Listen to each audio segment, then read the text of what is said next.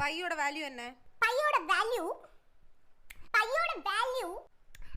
அடச்சி சொல்லு. 5 தப்பு.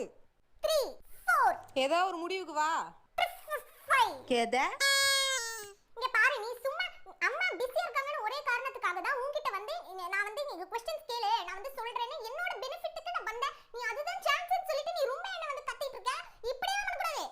அம்மா கூட என்ன இப்படி எல்லாம் திட்டினது இல்ல. நீ என்ன ஓவரா பண்ணிக்கிட்டு இருக்க? அப்படிதான் நீ பண்ணுவேன். அப்படிதான் பண்ணுவேன். என்ன? அப்படியே நீ பண்ண கூடாது.